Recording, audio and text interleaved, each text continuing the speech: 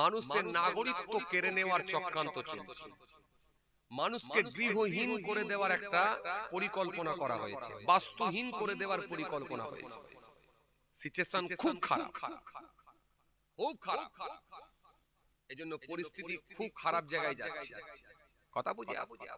যখন তারা এই এসআইআর লাগু করবে বলে পরিকল্পনা করেছিল, খালি বলেছিল 2002 সালে লিস্টে নাম থাকলেই হবে, বাস এতটুকু। খালি ফর্ম ফিলআপ করে জমা দিন, লিস্টে নাম আছে। আরে বাবা, আপনি তো কারো না কারোর একটা আত্মীয় সূত্র ধরে আপনি ম্যাপিং করবেন, সে বাপ হোক, দাদু হোক, পরদাদু হোক, জানো না জানো। তো এই বলে আপনাকে হালকা করে খালি ফর্মটা ফিলআপ করিয়ে নিয়েছে। এখন একটার পর একটা নিত্য নতুন আইন করে আপনাকে বাস্তুহীন করে দিতে চলেছে। এই সিচুয়েশন খুব খারাপ। কিছু নেতা মন্ত্রী সেই সময় বলেছিল অসুবিধা কি আছে, আমরা বলছি কোনো সমস্যা হবে না, আপনারা খালি ফর্মটা ফিলআপ করে জমা দেন। এখন দেখা যাচ্ছে নেতা মন্ত্রী, খেলোয়াড়, প্লেয়ার, নায়ক, গায়ক সবকে একেবারে লাইনে দাঁড় করিয়ে দিয়েছে। অমিতাভ বচ্চনকে, যিনি নোবেল জয়ী, তিনাকেও লাইনে দাঁড় করিয়ে দিয়েছে। কদিন আগে দেখছিলাম আমি, কয়েকদিন আগে, যিনি নেতাজি সুভাষচন্দ্র বসু, তার বংশধর, তাকে পর্যন্ত লাইনে দাঁড় করিয়ে দিয়েছে। আপনারা বুঝতে পারছেন, খালি ওই দলের লোক হলে তবে ছাড়, বাকি কাউকে ছাড় না। যদি সেটাই হতো, আমরা জানি অনেক বাংলাদেশ থেকে লোকেরা এসে এখানকার নেতা হয়ে গেছে, এমএলএ হয়ে গেছে, এমপি হয়ে গেছে, কই তাদেরকে তো লাইনে দাঁড়াতে দেখছি না। তার মানে বুঝে যাচ্ছে এখানে একটা দ্বিচারিতার ব্যাপার চলছে। আপনি অবাক হয়ে যাবেন, এক একটা বুথ ভিত্তিক যদি এসআর হয়ে থাকে, 500 ভোটার যদি থাকে, 400 মুসলমানকে লাইনে দাঁড় করিয়ে দিচ্ছে, কোথাও 350 মুসলমানকে লাইনে দাঁড় করিয়ে দিচ্ছে। এই 500 ভোটারের ভেতরে 350 ভোটারের কাছে হিয়ারিং এসে আছে। আপনারা বুঝতে পেরেছেন? এইজন্য পরিস্থিতি খুব খারাপ জায়গায় যাচ্ছে। এইভাবে চলতে থাকলে কোন জায়গায় যে পৌঁছাবে আল্লাহই ভালো জানে। যাই হোক, আসেন, ভুল বুঝবেন না। স্রষ্টা সৃষ্টিকর্তাকে ডাকা ছাড়া দ্বিতীয় কোনো রাস্তা নাই। তিনি যদি দয়া করে হেফাজত করেন, নিশ্চিতভাবে আপনি মাথা তুলে বাঁচতে পারবেন। আর তিনি যদি মনে করেন যে এই বিপদ থেকে আমি আর বাঁচাবো না, তাহলে কিন্তু এই বিপদ থেকে উদ্ধার হওয়াটা খুব কষ্টকর, আর উপায় নাই। এজন্য আসুন, ফিরে আসতে হবে আমাদেরকে, আল্লাহমুখী হতে হবে, ইসলামের দিকে ধাবিত হতে হবে, আল্লাহর দিকে ফিরে আসতে হবে। একমাত্র বাঁচানেওয়ালা তিনি। তিনি ওয়াদা দিয়েছেন, লা তাহিনু ওয়ালা তাহজানু ওয়া আনতুমুল আলাউনা ইন কুনতুম মুমিনিন। খবরদার তোমরা ঘাবড়াবে না, চিন্তিত হইও না, ভেঙে পড়ো না, তোমরাই বিজয়ী হবে। শর্ত হলো একটা, ইন কুনতুম মুমিনিন, যদি তোমরা মুমিন হও। মুমিন হলে কোনো চাপ নাই, টেনশন নাই, নিশ্চিতভাবে আমি আল্লাহই তোমাদেরকে রক্ষা করব, হেফাজত করব। কোরআন শরীফের মধ্যে আল্লাহ সুন্দর করে বলেছেন, ইয়া আইয়ুহাল্লাযীনা আমানু লা তুলহিকুম আমওয়ালুকুম ওয়ালা আওলাদুকুম আন যিকরিল্লাহ ওয়া মান ইয়াফআল যালিকা ফাউলাইকা হুমুল খাসিরুন। আল্লাহ এই আয়াত দিয়ে বললেন, এই ঈমানদারেরা, দুনিয়ার মাল, সন্তান, সন্ততি তোমাদেরকে যেন আমার জিকির থেকে গাফেল না করে দেয়, ঘুরিয়ে না দেয়, বিমুখ না করে দেয়, সরিয়ে না দেয়। যদি সরিয়ে দেয় কি হবে? ওয়া মান ইয়াফআল যালিকা ফাউলাইকা হুমুল খাসিরুন, অবশ্যই তোমরা ক্ষতিগ্রস্ত হবে। সব থাকার পরও কিন্তু শান্তি আমি তুলে নেব। আজকে দেখেন, মানুষের সব আছে, গাড়ি বাড়ি জমি জায়গা সব আছে, কিন্তু মানুষের ভিতরে একটা দুশ্চিন্তা ঢুকে গেছে। মানুষ একটা টেনশনের সঙ্গে যুক্ত হয়ে গেছে, একটা চিন্তিত হয়ে পড়েছে, কি হবে না হবে এই যে ব্যাপার। যার হিয়ারিং এ ডাক এসেছে তারও চিন্তা, যার হিয়ারিং পর্ব যে কমপ্লিট করে এসেছে তারও চিন্তা, ভোটার লিস্টে নাম উঠবে কি না উঠবে, এই যে নানা রকম ব্যাপার, একটা দুশ্চিন্তা মানুষের ভিতরে ঢুকিয়ে দিয়েছে। কথা বুঝে আসছে? এটা যদি প্রথমেই মানুষ যদি আন্দোলন করে, হিন্দু মুসলমান শিখ ইসাই যদি এক জায়গায় এসে একটা প্ল্যাটফর্ম তৈরি করে যদি গণতান্ত্রিক পদ্ধতিতে যদি আন্দোলন করত, নিশ্চিত এর একটা কোনো সুরাহা হতো। কিন্তু তখন কিছু মানুষ খুব সহজভাবে এটাকে নিয়েছিল, খুব ক্যাজুয়াল ভাবে নিয়েছিল, যে ফর্ম ফিল আপ করলেই হয়ে যাবে, কোনো ব্যাপার নাই, এর আগেও হয়েছে এটাও হচ্ছে, কোনো ব্যাপার নাই, খুব সহজভাবে নিয়েছিল। কিন্তু না, অনেক বুদ্ধিজীবীরা বলেছিলেন যে আসলে এটা এনআরসি হচ্ছে, এসআইআর নয়, খালি নামটাকে ঘুরিয়ে দেওয়া হয়েছে। আর সেটাই হচ্ছে, নাহলে আপনাকে সব খতিয়ে খতিয়ে দেখবে কেন? হিয়ারিং এ ডাকছে, ডাকছে, নাম থাকার পরও ডাকছে, কি হয়েছে, সমস্যা কি? মোহয়াকার ময়ে ময়ে দ মোহাম্মদ আব্দুল খালেক। আর একটা জায়গায় হয়ে গেছে কি মোহয়াকার বিসর্গ মোহাম্মদ আব্দুল খালেক।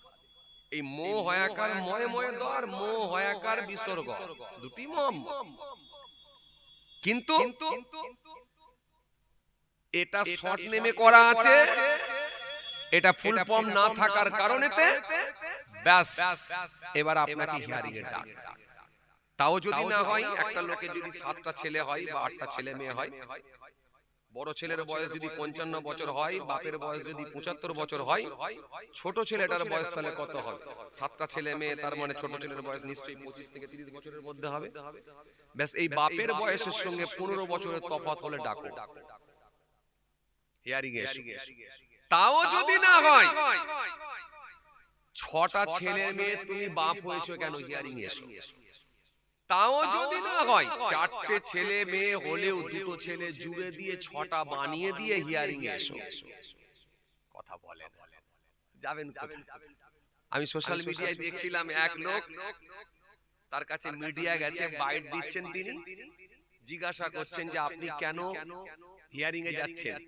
বলে আমাকে বলেছে যে আমার নাকি 6টা ছেলে মেয়ে, কিন্তু আসলে তো আমার 4টে সন্তান, আর 2টো সন্তান কোথায় গেল আমি এই জন্য খুঁজতে বেরিয়েছি। আর 2টো সন্তান কোথায় গেল? তার মানে আর 2টো সন্তান নেই, তাকেও হিয়ারিং এ।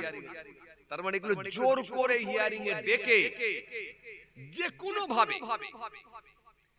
কোনো ভাবে বাস্তুহীন করে দেওয়া, গৃহহীন করে দেওয়া, এটাই হলো তার লক্ষ্য। আমি কয়েকটা বিওলের সঙ্গে কথা বলেছি, ভালো ভালো ব্যক্তির সঙ্গে কথা বলেছি, কিছু মানুষকে বাদ দেবেই দেবে, কিছু মানুষকে বাদ দেবেই দেবে, দেখলেন? এ পরিকল্পনা করে নিয়েছে। সোশ্যাল মিডিয়ায় দেখছিলাম ইতিমধ্যে বিভিন্ন স্টেট, বিভিন্ন রাজ্যে ডিটেনশন ক্যাম্প বানাবার নির্দেশও জারি করেছে। আমি সোশ্যাল মিডিয়ায় দেখছি, এর সব মিলিয়ে কিন্তু সিচুয়েশন ভালো নয়, পরিস্থিতি খুব খারাপ জায়গায় যাচ্ছে। গণতান্ত্রিক পদ্ধতিতে আন্দোলন, আইনকে মান্যতা দিয়ে আন্দোলন করা ছাড়া দ্বিতীয় রাস্তা নাই, আর স্রষ্টাকে ডাকা এছাড়া আর দ্বিতীয় কোনো পথ নাই। এই জন্য ভাইরা আমার, বন্ধুরা আমার, সাথী মহব্বতের ভাইরা, সকলকে ফিরে আসতে হবে। আর যদি আমরা আল্লাহওয়ালা হয়ে যেতে পারি, নিশ্চিত ভাবে তিনি হয়তো আমাদেরকে হেফাজত করবেন। কেন? বদরের প্রান্তে যখন 313 জন মানুষ, সেই সময় রাসূলুল্লাহ দোয়া করেছেন, আল্লাহ এই 313 জন ব্যক্তি আল্লাহ যদি নির্মূল হয়ে যায়, শেষ হয়ে যায়, আগামী দিনে আপনাকে ডাকবে কে? আপনাকে রব বলে ডাকবে কে? হে তরুণিয়া নওজওয়ান জামাকেরা, হে আমার মুরব্বিরা, বাবারা শুনে কেন আল্লাহ নবী সেই সময় দোয়া করলেন, আল্লাহ এই 313 জন মানুষ, অল্প সংখ্যক মানুষ যদি আল্লাহ নির্মূল হয়ে যায়, এই অল্প সংখ্যক মানুষ যদি শেষ হয়ে যায়, আপনাকে আর কিয়ামত পর্যন্ত ডাকবে কারা? আমার আল্লাহ সেই সময় বলেছিলেন, ও আমার হাবিব চিন্তিত হবেন না, ও আমার দোস্ত বিচলিত হবেন না, টেনশন করবেন না, চিন্তিত হবেন না, আমি আল্লাহ এই যুদ্ধে আপনাকে এবং আপনার সঙ্গী সাথীদেরকে জয় করব। একটু মহব্বতে বলতে পারেন না? আমার আল্লাহ ফেরেশতাকে পাঠালেন, যাও জিবরাইল ফেরেশতা চলে যাও, হযরত জিবরাইল ফেরেশতা এসে হাজির হয়ে গেলেন। হযরত জিবরাইল ফেরেশতা এসে গন্ডি কেটে কেটে দেখিয়ে দিলেন। ও আল্লাহর নবী চিন্তিত হবেন না, কোন জায়গায় কে মরে পড়ে থাকবে সেই জায়গাগুলো আমি জিবরাইল ইন্ডিকেট করে দেখিয়ে দিচ্ছি। এই জায়গায় অমুক মুশরিক, এই জায়গায় অমুক মুশরিক, এই জায়গায় অমুক মুশরিক, আমি গন্ডি কেটে কেটে চিহ্নিত করে দেখিয়ে দিচ্ছি, ইন্ডিকেট করে দিচ্ছি। ও আমার নবী শুনে রেখে দেন, এই যুদ্ধে আল্লাহ আপনাকে এবং আপনার সঙ্গীদের কি আল্লাহ জয়ী করবে। এজন্য যে সমস্ত হাজী সাহেবেরা মক্কা শরীফ থেকে মদিনা শরীফে যায়, যেতে যেতে দেখতে পায় একটা বালির পাহাড় আছে, বালির পাহাড়। এই পাহাড়টা হলো বালির পাহাড়। ১৫০০ বছর হয়ে গেল, কত ঝড়, কত ঝাপটা, কত পানি, কত সুনামি, কত সাইক্লোন ওই পাহাড়ের উপর দিয়ে চলে গেছে, কিন্তু ওই বালির পাহাড় এখনো ঠিক একই ভাবে আছে। এই পাহাড়টা পাথরের পাহাড় নয়, এই পাহাড়টা হলো বালির পাহাড়, যে পাহাড়েতে আল্লাহ আকাশ থেকে ফেরেশতা নামিয়েছিলেন। ফেরেশতা নামিয়ে দিয়ে ঈমানদার দিগকে আল্লাহ জয়ী করে দিয়েছিলেন। কথা বুঝতে পারছেন? দুটো দিক। এক, আপনি যদি আল্লাহওয়ালা হয়ে যেতে পারেন, প্রকৃত আল্লাহওয়ালা হলে আল্লাহ হয় আপনাকে বাঁচাবে, আর এর পরেও যদি আপনাকে মুসিবতে সম্মুখীন হতে হয়, বিপদের সম্মুখীন হতে হয়, বিপদ আপনাকে যদি না ছাড়ে, তাহলে বুঝতে হবে আপনাকে আল্লাহ পরীক্ষা নিচ্ছে। হয় পরীক্ষা, না হলে হেফাজত। এই দুটোর ভেতরে একটা হয়। কেন ঈমানদারদেরকে আল্লাহ বলে যে আমি পরীক্ষা নেব, টেস্ট করব। পরীক্ষা নিতে পারে, না নেওয়ার কিছু না। স্বয়ং রাসূলুল্লাহ সাল্লাল্লাহু আলাইহি ওয়াসাল্লামকে পরীক্ষা নেওয়া হয়েছে। রাসূলুল্লাহ সাল্লাল্লাহু আলাইহি ওয়াসাল্লামকে পর্যন্ত মার খেতে হয়েছে, দান দান মুবারক শহীদ হয়ে গিয়েছিল, রক্তে জবিন লাল হয়ে গিয়েছিল। তায়েবাসীরা আমার নবীর উপরে কি না অত্যাচার করেছিল। নবী জুলুমের শিকার হয়েছিল, নবী অত্যাচারের শিকার হয়েছিল, নবী দান দান মুবারকটা শহীদ হয়ে গিয়েছিল, রক্তে জবিন লাল হয়ে গিয়েছিল। তায়েফের মানুষগুলো বাচ্চাদেরকে লেলিয়ে দিয়েছিল। ওই বাচ্চাগুলো পাথর, কাঁকর, পাথর আমার নবীর উপরে নিক্ষেপ করেছিল। নবীর পিঠের উপরে তারা উটের নাড়ি ভুঁড়িগুলোকে চাপিয়ে দিয়েছিল। তারা নবীকে উপহাস করেছিল, পরিহাস করেছিল, ঠাট্টা করেছিল, বিদ্রূপ করেছিল। ফেরেশতারা এসে বলেছে, ইয়া রাসূলুল্লাহ, ইয়া রাসূলুল্লাহ, একবার অনুমতি দেন, উহুদ পাহাড় তুলে নিয়ে এসে চাপিয়ে দিয়ে ওদেরকে নির্মূল করে দেব। নবী কাঁদতে কাঁদতে বলেছিলেন, শোনো ফেরেশতা, আমি আল্লাহর দরবারে চাই না ওদেরকে নির্মূল করে দেয়া হোক, এটা আমি চাই না। ওরা আমাকে জানে না, ওরা আমাকে চেনে না, ওরা আমাকে বোঝে না, তাই আমার উপরে নির্মমভাবে অত্যাচার করেছে। আর যদি ওরা মারাই যায়, তাহলে আগামী দিনে আমাকে নবী বলে কে ডাকবে? আর আমার আল্লাহকে আল্লাহ বলে ডাকবে কে? ডাকার লোক থাকবে না। সুতরাং আল্লাহর দরবারে আমি দোয়া চাই, আল্লাহ এদেরকে তুমি হেফাজত করো, আল্লাহ এদেরকে তুমি হেদায়েত করো, এদেরকে তুমি হেদায়েত করো, এদেরকে তুমি হেদায়েত করো। নবী হেদায়েতের দোয়া চেয়েছিলেন। আর নবী বলেছিলেন, একান্ত যদি হেদায়েত না হয়, এদের পরবর্তী জেনারেশন যারা আসবে তাদেরকে তুমি হেদায়েত করো। নবী হেদায়েতের দোয়া চেয়েছিলেন। সেই হেদায়েতের দোয়া আল্লাহ বলছেন তোমরাও চাও, আর তোমরা ধৈর্য ধারণ করো, তোমরা এড়িয়ে চলো, আর আমার দরবারে দোয়া চাও। সুতরাং এই আল্লাহর দরবারে দোয়া চাওয়া ছাড়া আর হেদায়েতের দোয়া চাওয়া ছাড়া আর দ্বিতীয় কোন রাস্তা আছে বলে আমার মনে হয় না। গোটা পৃথিবীতে মুসলমান মার খাচ্ছে, তাকিয়ে দেখেন।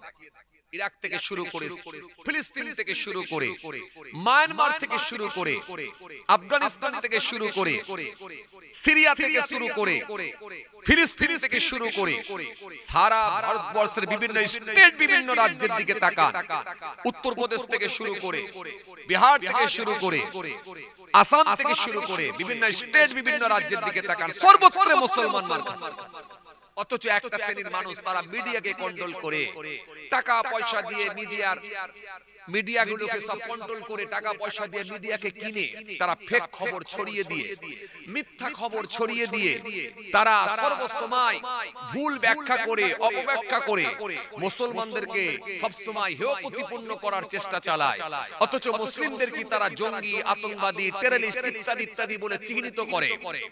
অথচ দেখেন গোটা পৃথিবীতে মুসলমান মার খাচ্ছে, সব সর্বত্র মুসলমান মার খাচ্ছে, তারপরও এদেরকে সব সময় খারাপ বলে চিহ্নিত করার চেষ্টা চালায় মিডিয়ার মাধ্যম দিয়ে একটা শ্রেণীর মানুষ।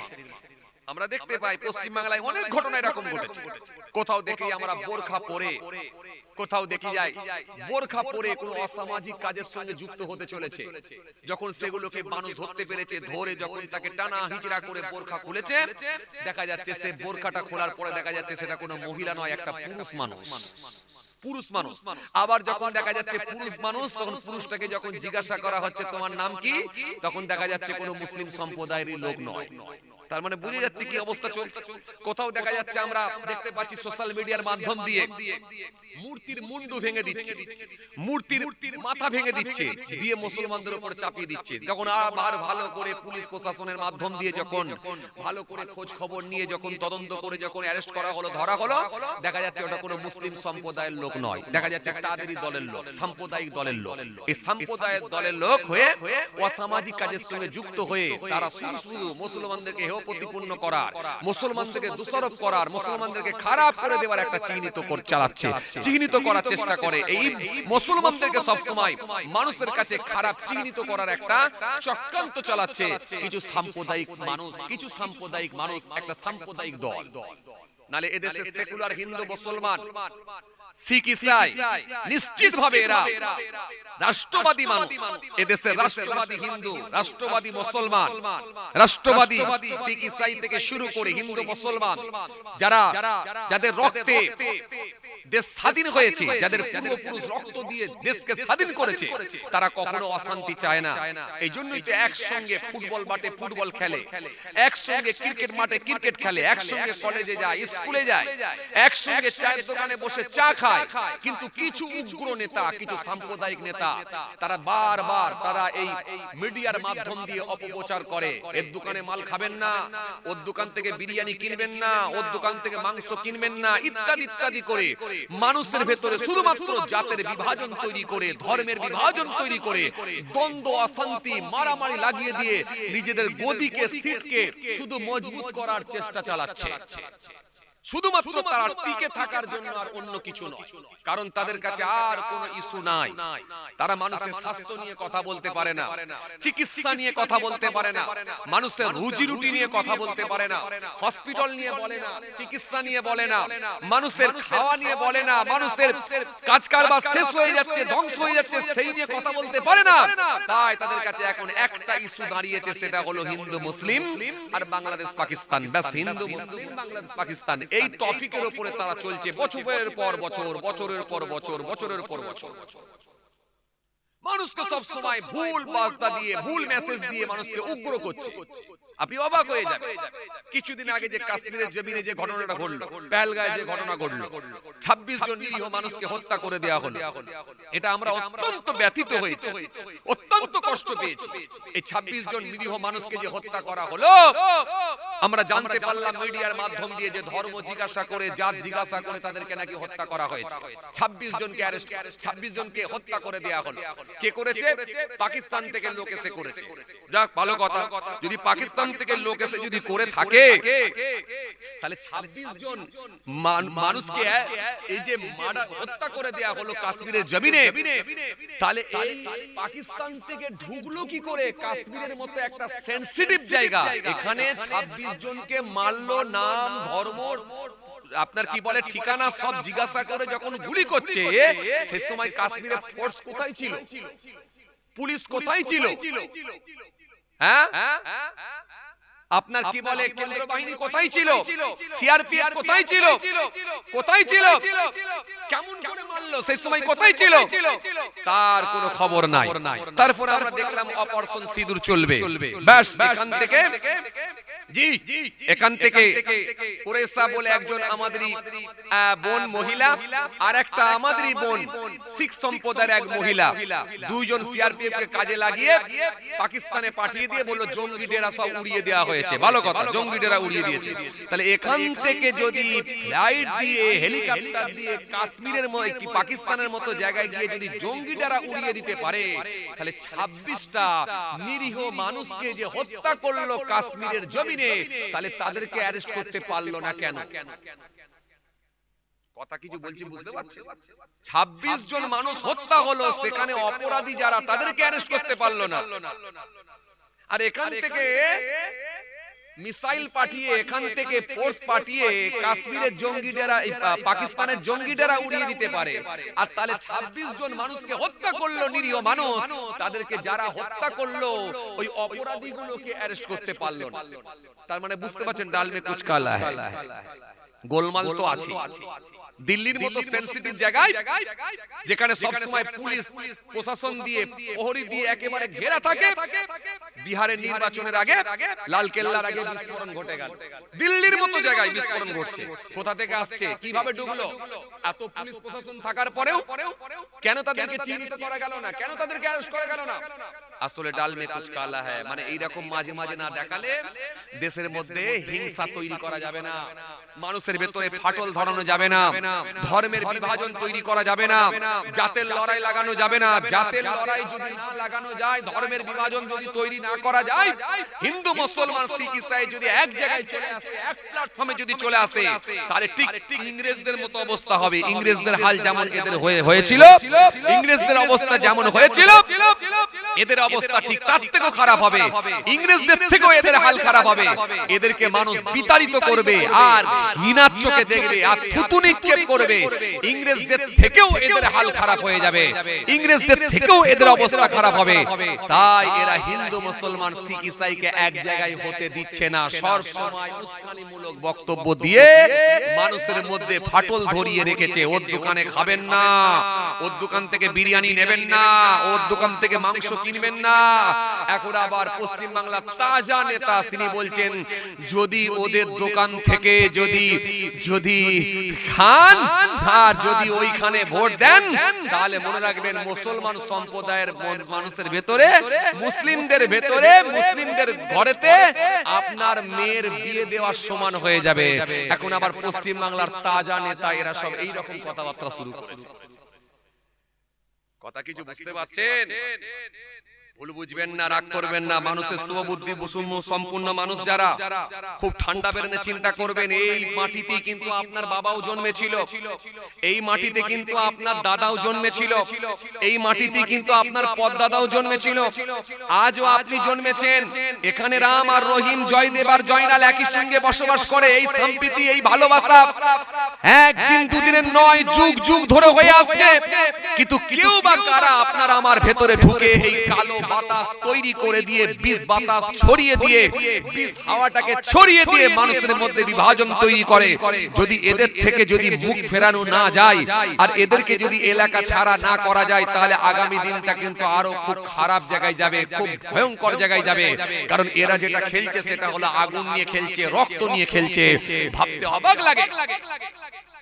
বলবেন হুজুর, বাংলাদেশে এরকম ঘটনা কেন ঘটলো? বাংলাদেশে যে ঘটনাটা ঘটেছে, কে ঘটিয়েছে, কার নেতৃত্বে হয়েছে আমি জানি না।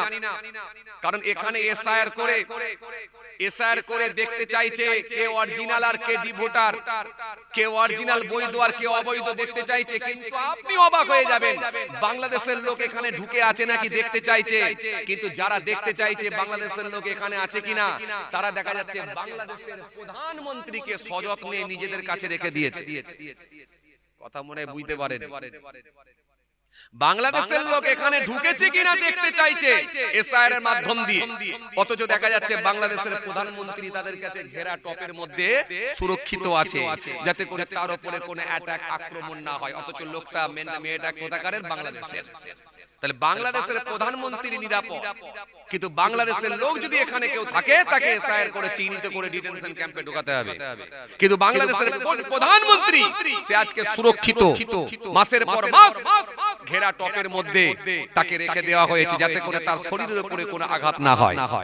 কিন্তু কার মাধ্যম দিয়ে কোন কৌশলে এই দীপু দাসকে হত্যা করা হলো সেটা আমি জানি না, বলতে পারবো না। সবই মিডিয়ার খবর। কেন মিডিয়া অনেক কিছু করতে পারে, মিডিয়া অনেক কিছু করতে পারে, মিডিয়া ভুল মেসেজ দিতে পারে, মিডিয়া ফেক খবর ছড়াতে পারে, মিডিয়ার দ্বারাই সব সম্ভব। কিন্তু কার মাধ্যম দিয়ে, কার নেতৃত্বে, কার ইন্ধনে বাংলাদেশে দীপু দাস হত্যা হয়েছে তা আমি জানি না।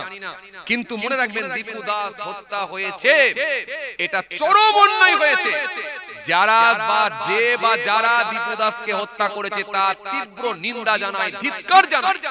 আমরা এই পশ্চিম বাংলার জমিনে আমরাও মিছিল করেছি, মিটিং করেছি, আন্দোলন করেছি, তার প্রতিবাদ জানিয়েছি। আমরা বাংলাদেশ সরকারের কাছে আবেদন করেছিলাম, বাংলাদেশ সরকারের কাছে আমরা আবেদন করেছিলাম যে ওই দীপু দাসের হত্যাকারী যারা আছে তাদেরকে চিহ্নিত করা হোক, চিহ্নিত করে দৃষ্টান্তমূলক শাস্তি দেন, ফাঁসি দেন। আমরা ফাঁসির আর্জি করেছি, আমরা ফাঁসি চেয়েছি। সুতরাং বাংলাদেশ সরকারকে আমরা ধন্যবাদ দেব। ওই দীপু দাসের যারা খুনি আসামি তাদেরকে চিহ্নিত করে অ্যারেস্ট করতে পেরেছে। কিন্তু আমাদের দুর্ভাগ্য বলতে হয়, পশ্চিম বাংলা তথা ভারতবর্ষের বিভিন্ন স্টেট, বিভিন্ন রাজ্যের দিকে যদি আমরা তাকাই, দেখি প্রত্যেক দিন প্রতিনিয়ত সংখ্যালঘু হত্যা হচ্ছে। কিন্তু এদেশের সরকার কি ব্যবস্থা নিয়েছে? কি ব্যবস্থা নিয়েছে? তাবরেজ আনসারী থেকে শুরু করে, জোনায়েত থেকে শুরু করে, সানাউল্লাহ থেকে শুরু করে, বিহারের একজন কাপড় ব্যবসায়ী, ফেরিওয়ালা কাপড় ব্যবসায়ী আতিক আহমেদ থেকে শুরু করে, মুর্শিদাবাদের জুয়েল রানা থেকে শুরু করে একাধিক মুসলিম হত্যা হয়েছে সংখ্যালঘু। কিন্তু তাদের জন্য কি ব্যবস্থা নিয়েছে দেশের নেতারা, এখানকার নেতারা কি ব্যবস্থা নিয়েছে? বরং যদি কোন রকমে যদি তাদেরকে, অপরাধীগুলোকে চিহ্নিত করে অ্যারেস্ট করা হয়েছে, এই অ্যারেস্ট কেন হলো সেটাকে নিয়েও কিছু মানুষ মিছিল মিটিং করেছে। অ্যারেস্ট হবে কেন? বরং তাদেরকে জামিন করানো হয়েছে। আবার জামিন যখন করানো হয়েছে, তাদের গলায় ফুলের মালা পরিয়ে দিয়ে, তাদেরকে বড় সিংহাসন দিয়ে তাদেরকে বরণ করে নেওয়া হয়েছে অপরাধীগুলোকে। এগুলো আমরা সচক্ষে দেখছি, এগুলো অস্বীকার করার কোনো জায়গা নাই। আমাদের ছোট্ট বোন আসিফাকে হত্যা করে দেওয়া হয়েছে নির্যাতন করে। আমাদের একটা আপা, আমাদেরই এক বোন বিলকিস বানুকে শারীরিক অত্যাচার করা হয়েছে, নির্যাতন করা হয়েছে। কিন্তু এই অপরাধীগুলোকে যখন চিহ্নিত ও অ্যারেস্ট হলেও কিন্তু তাদেরকে গলায় ফুলের মালা পরিয়ে দিয়ে বরণ করে নেওয়া হয়েছে, তাদেরকে ছাড়িয়ে নেওয়া হয়েছে, জামিন করা হয়েছে। বরং তাদেরকে ভালো ভালো পদে দেওয়া হয়েছে, বরং ভালো ভালো তাদেরকে চাকরি দেওয়া হয়েছে, নেতা বানিয়ে দেওয়া হয়েছে। কারণ তুমি মুসলমান হত্যা করেছো, তোমাকে যেন চাকরি দেওয়া হচ্ছে, তুমি মুসলমান হত্যা করেছো, তোমাকে নেতা বানিয়ে দেওয়া হয়েছে। ভুলে গেলে তো চলবে না। মালদার আপনাদের জানা আছে আফরাজুল, সেই রাজস্থানের জমিনে মনে আছে, যাকে পুড়িয়ে মারা হয়েছিল, গাঁতি দিয়ে কুপিয়ে পেট্রোল ছড়িয়ে দিয়ে পুড়িয়ে মারা হয়েছিল, প্রকাশ্য দিবালোক পুড়িয়ে মারা হয়েছিল। সেই আফরাজুলের খুনি, তাকে অ্যারেস্ট করা হয়নি, বরং তাকে বড় নেতা বানিয়ে দেওয়া হয়েছে। এগুলো তো আমাদের ভারতবর্ষে হয়েই থাকে। তাহলে আজকে আমরা কোথায়?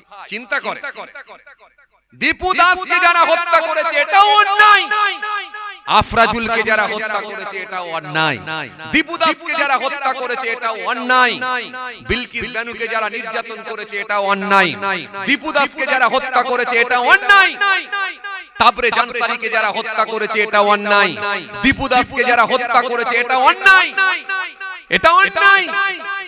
আর বিহারের আতিক আহমেদকে যারা হত্যা করেছে এটা অন্যায়। সুতরাং এই অন্যায়কে অন্যায় বলতে হবে। অন্যায়কে যদি অন্যায় না বলেন, তাহলে মনে রাখবেন আগামী দিন কিন্তু আরো ভয়ানক জায়গায় যাবে, ভয়ঙ্কর জায়গায় যাবে। সেদিনে কিন্তু আর কিন্তু ফিরে আসার কোনো রাস্তা থাকবে না। অন্যায়, এই অন্যায়কে অন্যায় বলতে হবে, অপরাধকে অপরাধ বলতে হবে। এই অপরাধ